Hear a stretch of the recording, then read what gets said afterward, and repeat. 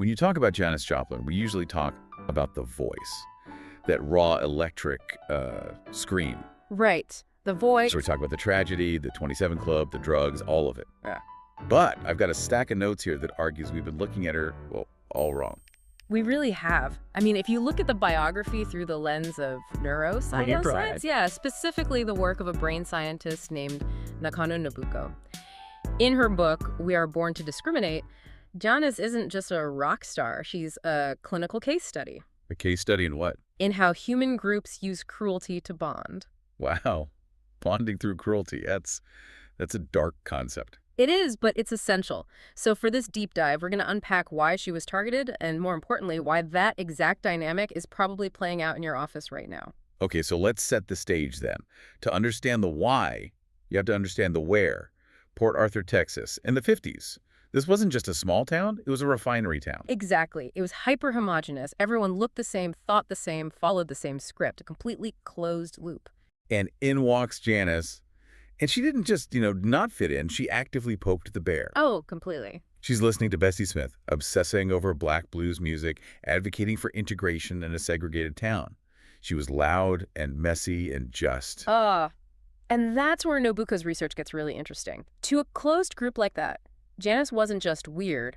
The collective brain of the town saw her as a pathogen. A virus. A virus. That feels extreme for a teenage girl who just liked different music. But it's biological. Nobuko argues the human brain prioritizes in-group survival above almost all else. And when an outlier threatens the group's norms, the immune response is just brutal. They attacked her. They even called her the bride of. Well, they used a racial slur to turn her love for black culture into a weapon against her. So it wasn't just simple bullying. It was more systemic. It's a cohesion mechanism. And this is the really uncomfortable truth. The fastest, cheapest way to bond a group is to find a common enemy. A scapegoat. A scapegoat. By collectively attacking Janis, the normal kids felt closer. They got a little dopamine hit from that shared aggression. Which brings us to the University of Texas. Yeah. This part of her story always just turns my stomach. She finally escapes Port Arthur, gets to college, and a fraternity nominates her for the ugliest man on campus. And she won. And she won. It was all over the campus newspaper. Think about the sheer effort that takes. That wasn't just a prank. It was a public ritual. A ritual. Yeah, it was a branding ceremony. It's the group publicly saying this person does not belong to the tribe, which reinforces the boundaries for everyone else. And the most heartbreaking part is that the tribe, in a way, wins.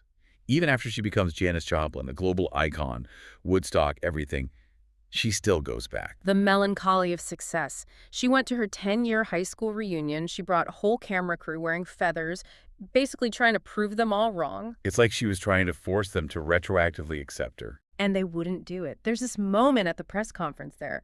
A reporter asks, "Who did you go to prom with?" And the biggest rock star in the world has to admit, "No one asked me." I read that she was found crying in the bathroom later. All that fame and their rejection still had the power to just crush her. Because the part of our brain that craves social acceptance is older and far deeper than the part that understands logic or fame. Okay, so let's bring this into today. Most of us aren't rock stars in 1950s Texas, but you're saying this virus detection system is alive and well in the modern workplace. Absolutely. We call it workplace bullying, but often it's really an organizational defense mechanism. You're talking about the heretic, Yeah. the person who sticks out. Exactly. The person who gets targeted often isn't the low performer, it's the high performer. The one who questions the status quo. The one who threatens the group's stability. Yes. So the team, often subconsciously, colludes to isolate them. They get left off email chains, their ideas are shot down, they're labeled difficult. Or not a culture fit. There it is. That's the corporate version of ugliest man on campus, isn't it? It's a way to expel the perceived threat, to return the group to a comfortable stasis. So if you're listening and you feel like you're fighting that lonely battle at work, like you're the outlier, what's the takeaway? The only way out is to reframe it.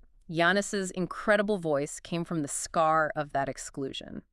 So if you're being targeted, consider that it might not be because you're defective. It might be because you're a mirror. A mirror. Your competence, your light. It's revealing the organization's darkness or its stagnation. The group isn't attacking you. They're attacking the change you represent. That's a powerful idea to end on.